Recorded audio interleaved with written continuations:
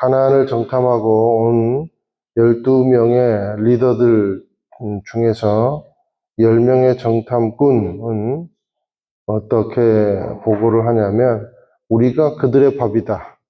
이렇게 이제 보고를 하죠. 요약해 보면 그렇습니다. 이제 최악의 평가를 내놓습니다. 하나님이 주시겠다는 땅을 향하여 최악의 평가를 내놓는 것이죠. 이 평가는 14장 9절의 말씀대로 하나님이 가나안을 주시겠다는 약속에 대해 어떤 행동이었습니까? 반역하는 행동이 되었다라는 겁니다. 자, 반면에 갈렙과 여호수아는 그들이 우리의 밥이다라고 합니다. 이게 그들이 가나안 땅에 대해서 내놓는 평가죠.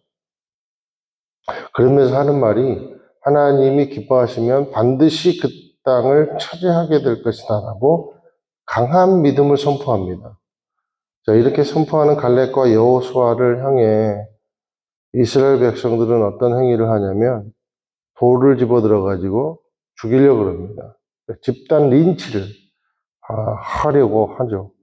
그때 이제 여호와의 장막에 하나님께서 나타나셨습니다. 회막 가운데 나타나신 거죠. 그리고 이스라엘 백성들은 하나님이 하시는 예언을 듣게 됩니다. 내용인즉슨 앞으로 38년 동안 너희들은 광야를 헤매게 될 것이다. 그리고 광야 1세대가 그냥 전부 다 씨가 말라버릴 것이다. 갈렙과 여호수아만 빼놓고 다 해골이 될 것이다. 그런 무서운, 왜냐하면 그것은 너희들이 평소에 한 말이기 때문이다. 니들이 말한 그대로 내가 해줄게. 그렇게 되는 것이죠. 그리고 본보기로 이 부정한 말을 앞장섰던 10명의 정탐꾼, 그러니까 리더들이죠. 지파의 리더들이 저주받아서 그 자리에서 죽은 사건이 일어나게 됩니다. 자, 이에 이제 깜짝 놀란 이스라엘 백성들이 마치 하나님을 달래듯 어제도 우리가 살펴봤죠. 그러니까 우상에게 마치 살풀이 하듯이 가나안 땅으로 무작정 올라갔고 하나님의 임재는 떠났기 때문에 그들이 대패를 당하게 된다는 것이죠. 자, 2년 내내 부정한 말을 저축하듯 쌓아놓고 하나님이 내리시는 저주의 말을 듣고 깊이 회개하는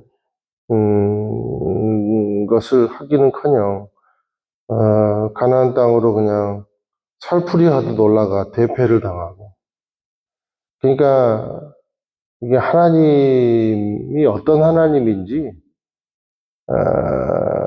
그 하나님에 대한 지식이 없는 거예요.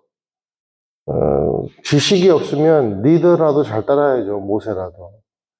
그럴 마음도 없고 그러니까 아주 이 백성들이요, 이때만 해도 이 백성들은 나라가 아니잖아요. 종족에 불과한, 무리들에 불과한 그런 노예 출신들이잖아요. 이쯤 되면, 사건이 이쯤 되면 인간의 눈으로 볼 때는 야, 이런 민족 안 되겠다. 그리고 다른 민족으로 바꾸든지 다른 민족을 택하든지 그 길이 더 빠르겠다, 그런 생각이 듭니다. 근데 하나님은 이런 진노와 답답함 가운데서도 하나님이 약속을 해주십니다. 15장에 이렇게 예배가 많이 종류가 열거되어 있는 의미는 뭐냐면 하나님이 가나안 땅에 결국엔 들어가게 해주시겠다는 약속인 거예요. 약속. 그래서 이 약속 때문에 이스라엘 2세대가 갈렙과 여호수아와 함께 가나안 땅에 들어가는 거예요. 오늘 하나님이 가나안에 들어가게 해주겠는데, 가서 가장 먼저 할 일이 있고, 가장 중하게 할 일이 있고, 그리고 대대로 해야 될 일이 있다. 그게 뭔가, 예배라는 거, 예배. 그래서 오늘 뭐 이렇게 막 별, 서원, 뭐 번제, 뭐 화제, 화목제, 이방인들과 같이 드리는 예배, 수많은 예배의 종류들이 나오는데 우리가 그 예배들을 다 살펴볼 필요는 없고 여기서 중하게 생각하는 관점이 뭔가라는 거예요. 그게 보세요. 하나님께서 예배를 얼마나 중요시 여기는가. 그리고 예배만이 살 길이다라는 것을 가르쳐 주는 것이죠. 그게 16절입니다. 너희와 너희 가운데 거하는 이방 사람에게 오직 한 가지 율법과 한 가지 법도만 있을 뿐이다. 이게 뭡니까? 예배하는 것만 있을 뿐이다. 또 보니까 21절에 보니까 이처럼 땅에서 처음 난 곡식에 대해 너희 대대로 예물을 여호와께 드리도록 하라. 무슨 말입니까? 너희들은 평생 예배해야 된다. 자자손손이 예배해야 된다. 그래서 오늘 답은 그거예요. 예배만이 살 길이다. 라는 거예요. 하나님이 약속을 이루어 주시는데 너희들은 예배하는 게 너희 몫이고 믿는 게 너희 몫이고 나는 약속을 이루어 주는 게 내 몫이다. 라고 하나님은 오늘 말씀을 통해서 분명히 가르쳐 주고 있습니다. 이스라엘 백성들에게 말하며 2절에 그들에게 일러라. 내가 너희에게 주어서 살게 할 그 땅에 들어가서 그죠? 들어가게 해주시겠다는 거예요. 하나님은 약속을 절대로 깨뜨리는 분이 아니십니다. 반드시 이루어 주십니다. 너희가 아무리 불순종하고 패역해도 하나님은 약속을 주시겠다는 거예요. 근데 누구를 통해서요? 예배하는 사람을 통해서. 믿음의 사람을 통해서. 그러니까 믿음의 사람 한 사람만 있으면 하나님은 그를 통해서 하나님의 약속은 이루어 주시겠다는 거예요. 그 사람이 누구입니까? 그렇죠. 그 한 사람. 갈렙, 여호수아, 그리고 모세 같은 신실한 사람. 그런 사람 한 사람만 있어도 하나님은 그를 통해서 약속을 이루시겠다라는 겁니다. 하나님은 아브라함 같은 믿음의 사람, 딱 단 한 사람. 그런 사람을 통해서 모레와 같은 민족을 만들어내실 수 있는 분이라는 거예요. 하나님의 역사는 그러니까 거대한 어떤 뭐 집단이나 그리고 강자로 구성된 특수한 사람들이 아니라 단 한 사람의 믿음만 가지고도 약속을 이루실 수 있다라는 것을 여러분 믿게 되시기를 주님의 이름으로 축원드립니다. 그러니까 우리 새순교회가요, 뭐 거대한 무엇을 치장을 하고 이루고 그런 것을 통해서 하나님의 약속이 이루어지는 것이 아니라 오늘 하나님 앞에 신실함으로 나아가는 예배하는 그 한 사람을 통해서 하나님은 새순교회를 이루어 가신다. 라는 것을 여러분 믿게 되시기를 축원드려요. 저와 여러분이 하나님이 찾으시는 그 한 사람의 예배자, 믿음의 사람이 되시기를 주님의 이름으로 축원을 드립니다. 그 한 사람을 통해서 하나님 나라는 확장된다는 거예요. 또 하나 있습니다. 반역 중에라도, 진노 중에라도, 그것을 역전시키는 유일한 방법이 딱 하나 있다는 거예요. 그게 뭡니까? 예배다라는. 예배다. 우리는, 우리의 삶은요, 늘 그 상황과 그리고 환경에 현혹됨에 살아갑니다. 그래서 여러분, 우리가요, 시련 앞에서는 힘을 못 써요.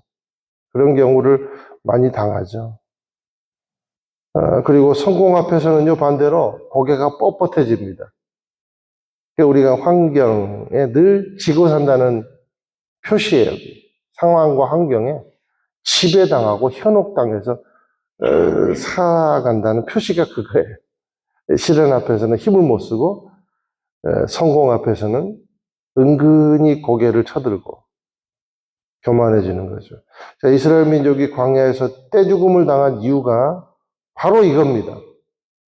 바로 이거예요. 상황과 환경에 늘 현혹되며 살아가는. 그것 때문에 떼죽음 당한 거예요. 그러니까 하나님을 예배하기보다 현실에 이리저리 휘둘리고 당장 눈앞에 보이는 것이 우상이 돼 있으니 보이지 않는 하나님을 의식할 수도 없고 의식할 필요조차도 느끼지 못합니다. 그러니까 늘 하나님은 아전인수격으로 해석이 되는 거죠. 결국 하나님도 나의 필요를 채워주시지 않으면 하나님일 필요가 없는 분.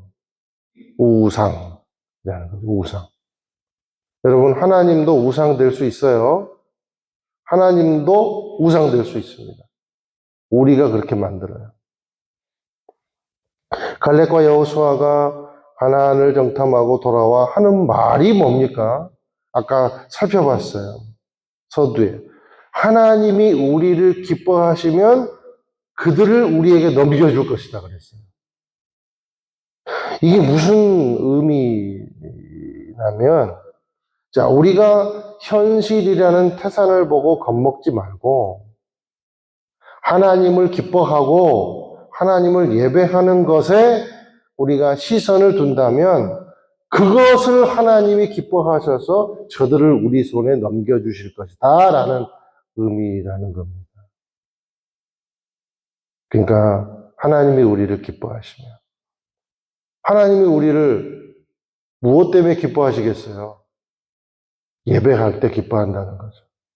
하나님을 신실하게 믿고 의지할 때 기뻐한다는 거죠. 그러면 그들을 우리에게 넘겨줄 것이다 라는 겁니다. 결국 태산 같은 현실 앞에서 누가 승리할 수 있는가? 예배하는 사람이 승리할 수 있다는 거예요. 온전히 겸손하게 기도하는 자가 승리한다는 겁니다.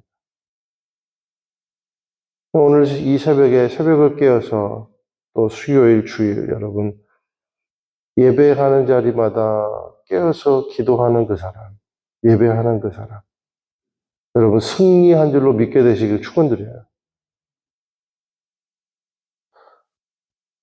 정리합니다. 반역을 이길 힘도 예배입니다. 불평과 원망을 이길 힘도 예배입니다. 유혹을 이길 힘도 예배입니다. 차별하고 반목하는 것을 극복하는 것도 예배입니다. 젖과 꿀이 흐르는 땅을 만나도 교만하지 않을 힘이 예배에 있습니다. 교만으로 인해 저주를 당할지라도 하물며 죄로 인해 저주를 당할지라도 고통 가운데 있을지라도 이것을 역전시킬 수 있는 힘은 오직 어디에 있는가? 예배에 있다라는 겁니다. 예배는 결국 무엇인가? 어떤 상황에서도 나의 삶의 주인은 하나님이십니다라는 것을 표현하는 것이 예배다라는 거예요. 하나님이 이끌어 가시는 길을 가장 선명하게 보고 싶습니까? 그렇다면 예배하기로 지금 결정하십시오. 우리 삶이 예배가 되기로 결정하세요. 그것이 우리를 번영케 하는 유일한 입구이자 출구임을 믿게 되시기를 축원드립니다.